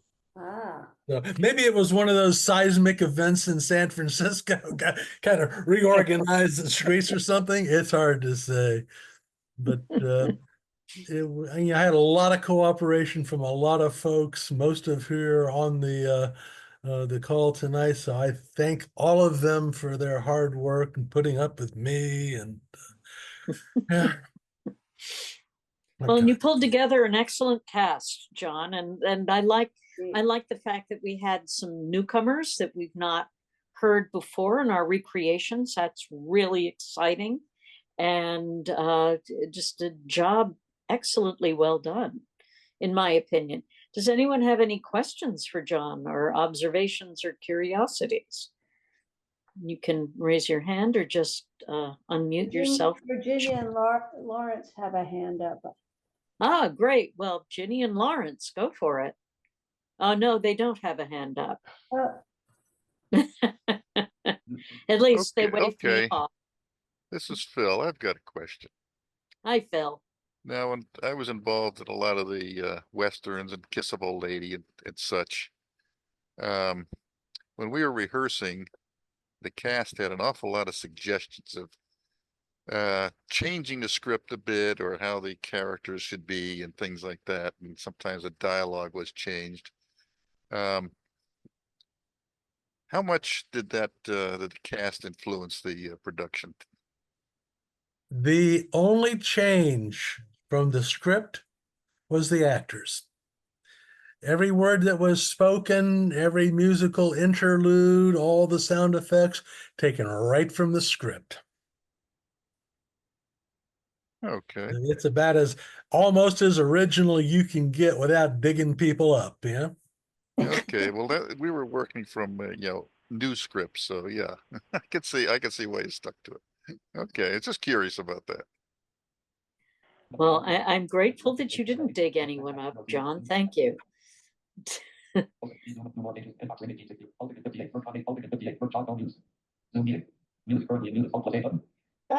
can you hear me? This is Donna. Yes, Donna. Yeah, go I want ahead. to say Rembrandt was like fantastic. Yeah, that was like the our real own Edgar guy. Farr Russell III. Is he on the? I didn't see him Yes, he is earlier. on the call. I'm Edgar here. is here. Now, He sounded like the made the guy. nice He sounded like Rembrandt. It was fantastic. Well, that's what. Now, who just said that? I appreciate the compliment. Who said that? Donna Ring. Well, thank you, Donna. Sure, that was I tried great. my best. I was really enjoying that. Me too. You made my day, Edgar. Well, you made my day.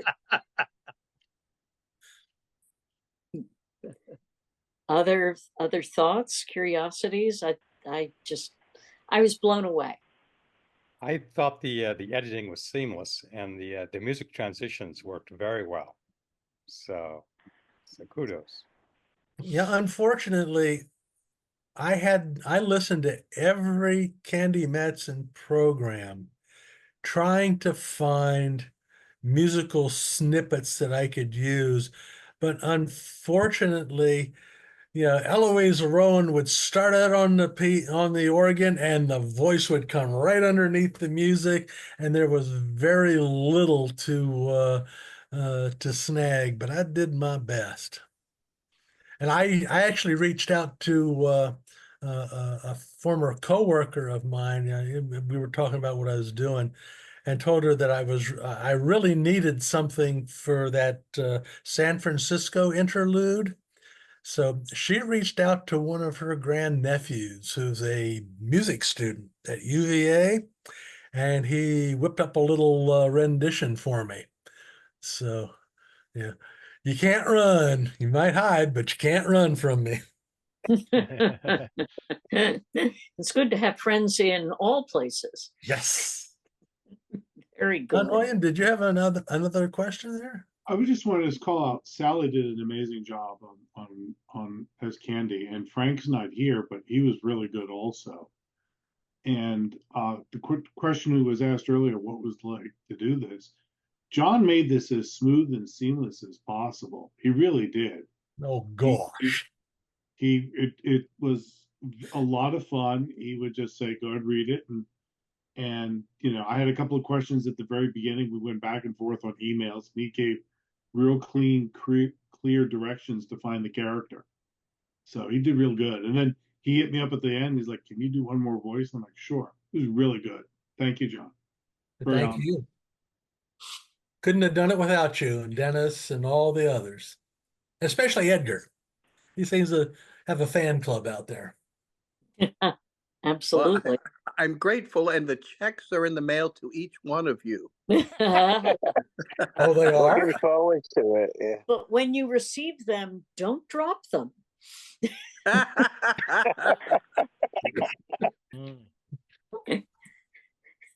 Well, it's Joni Leonard, and I want to say, I thought the whole thing was fabulously wonderful. I enjoyed it, and I'm not usually crazy about recreations, but you guys made it so real. And Sally, you sounded like Candy. I mean, I said, that's Candy speaking. And I just really enjoyed this. And I didn't think that I would, because as I said, I'm not a big fan of recreations, but I know that they're done, and I've been in a couple. But I'm such an OTR purist. I want to hear the real thing. But you guys did the real thing, so I thank you so much. Thank you. I think she speaks for all of us when she says that. Other questions or curiosities?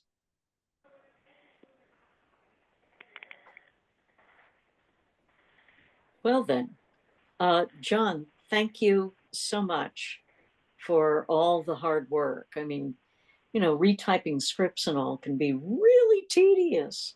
So Well, actually, that was one of the easier parts because I discovered that with Microsoft Word, there's a dictation tool.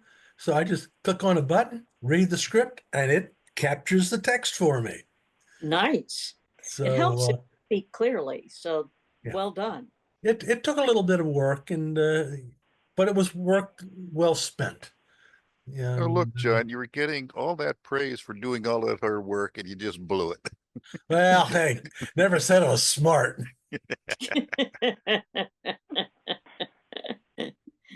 Very good. Just for that, Phil, next time I have a script that has a role for a deaf mute, it's yours. And I specialize in pushing old men on wheelchairs down fire escapes. That's my specialty. All right, I know who you're talking about too. Okay, even though You I'm have not a good memory, Phil. I would have swore you put them on train tracks, Phil. No, come on. No. Yeah, train tracks were too many blocks away. I had to just use the fire escape. It's too much work. Thank God we don't have fire escapes around here. Anyway, if you were in Chicago, that would be another question altogether. This is great stuff. Excellent. Let's give a round of applause to John. Looked like a bunch of butterflies on the screen. Thank you very much. Your co-hosting privileges have been revoked. Just because I figured out what happened. You had a question for me about the poll. You couldn't participate because you were a co-host. Co-hosts cannot make choices on the screen. Everybody else can, but not a co-host. So it wasn't a universal thing. That was just unique to John. And when I revoked your privileges, then you could go ahead and fill up the poll. No, I couldn't. Because apparently when I launched the poll, I could see everybody else's answers going in. I couldn't choose one. Right. And then I said, well, you know, I just wanted to get it off of my screen. So I closed it. And that's when I incurred the wrath of Miss Stevens. Well, anyway, I have learned something valuable for future and actually for later on in our meeting tonight when we vote, when we hold a couple of votes. So, because those are set up as polls. So moving right ahead, Miss Stevens, do you have your answers, etc.? Yes, I do. I am prepared to share the answers and see how much homework I'm assigning. Prepare yourselves. All right, I'm going to share the poll results as they are. So you should be able to see them. But remember, just because it's a poll result doesn't mean that is correct. Obviously, as evidence from number 1, in which clearly evidenced to me that we did not study as a class. Very disappointed by this showing in which we were all over the board here.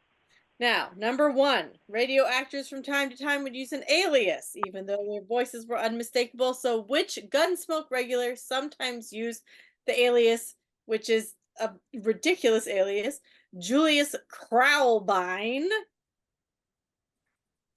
who we obviously didn't know.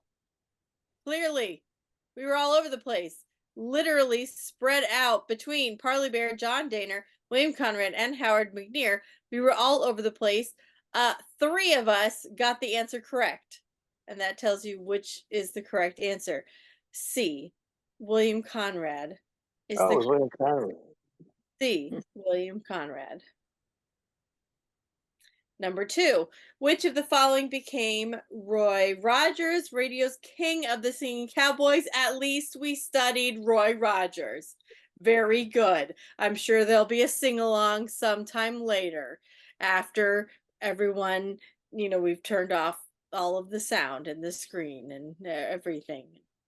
I'm going Muted. to be the pedantic student and tell you, teacher, that you misspelled sly. There should be an E at the end.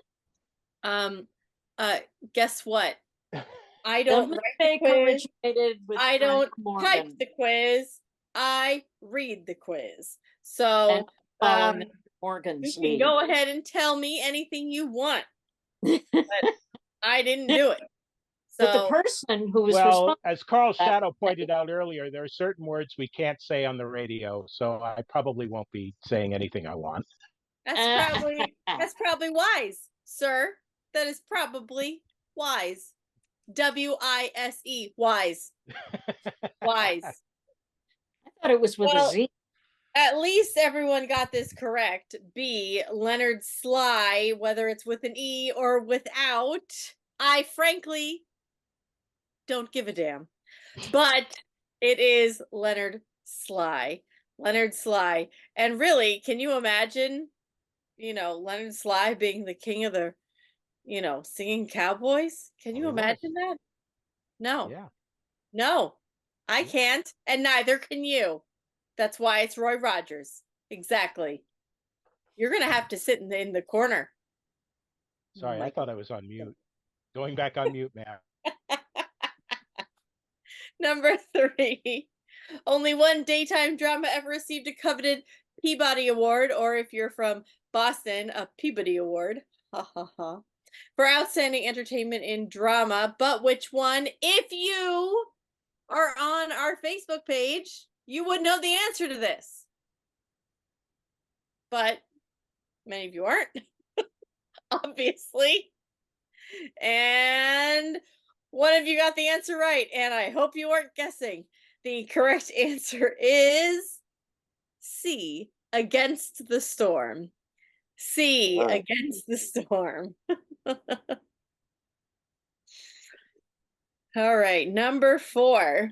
Mercedes McCambridge won an Oscar for her role in All the King's Men and was the voice of the demon in The Exorcist. What a role!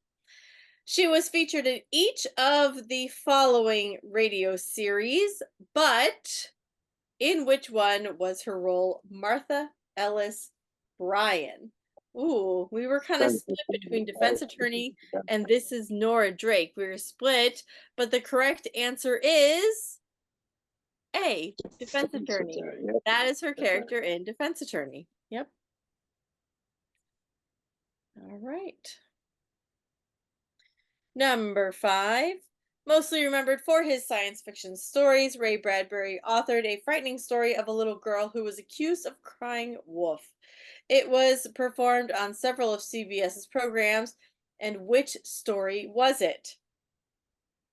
Several of us just checked answers. Clearly. We need to go back to the library and do some summer reading, I see. Many of us selected 0 hour, B. However, go back to the library class. That is not the correct answer. Just because your friends are jumping off of a bridge doesn't mean that you should as well. B, 0 hour is not the correct answer. The correct answer is C, The Screaming Woman. Dennis, were you the one who got that correct? Good job. Someone who did the summer reading list already. Class, I expect you all to go back to the library. Number 6. Jack Benny had a very talented cast, but one member in particular was very good at mimicking the voices of others. Who was that? One thought it was Dennis Day. I mean, he did have good voices. Yes, I will say yes. Many of us picked Mel Blanc, and I see why we picked that. Well, what is the question asking us? Mimicking the voices of others, creating their own voices, or mimicking other people's voices. Who selected B? Who? Don't be shy. Be brave. Be bold. John Abbott, you may redeem yourself yet today. You are correct, sir. The correct answer is Dennis Day. Don't let the tests fool you, class. Don't go with the what you think is the easy answer. You need to read the question. We read the question more than once. We read the answers more than once. Yes. And then we decide what the answer is. Good job, John. We'll discuss your detention later. Number 7. This radio singer / performer dated actor Burt Reynolds for years. Who was it? Well, we all clearly seem to know this one. We all know the gossip, don't we? So we haven't done the summer reading list, but we all know the gossip. Well, I understand now where our class is at. Well, the class is correct. C, Dinah Shore is correct. But now, bonus points. Did they get married? Did she seal the deal? Then, maybe she didn't want to. I don't know. Burt Reynolds, was he really all that great? Mustache, I don't know.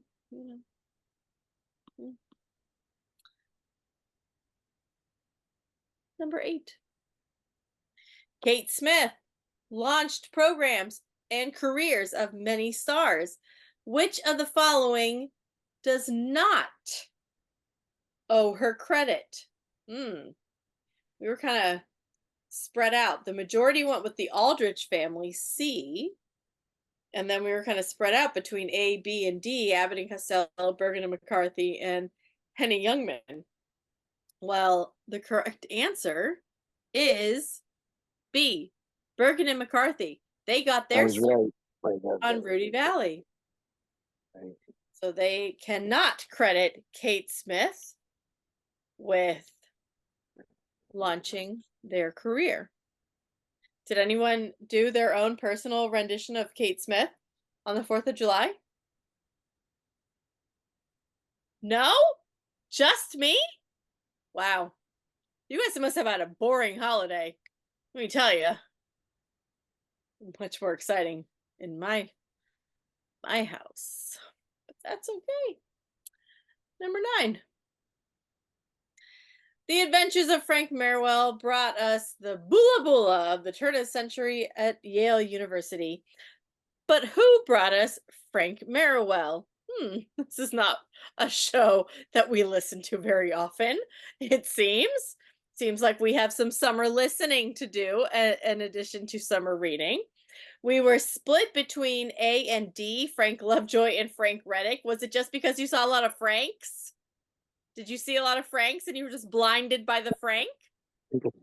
Blinded by Frank? If we saw Frank Morgan, would you have selected that answer too? Yes, I'm disappointed in you, class, because neither of those answers are correct. We also then were evenly split between B and C, Lawson Zerbe? Zerb? Don't know, but I like the name. Zerbe, I like it. Or Vic Perrin. And only one person clearly got this correct. And the correct answer is B, the man with the cool name, Lawson Zerbe. Oh, very nicely done, John William. Did you get that correct?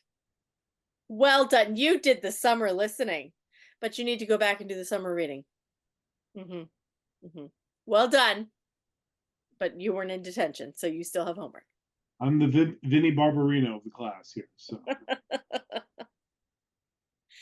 And our final question, number 10. On box 13, Dan Holliday's secretary Susie picked up his mail, and who played the part of Susie?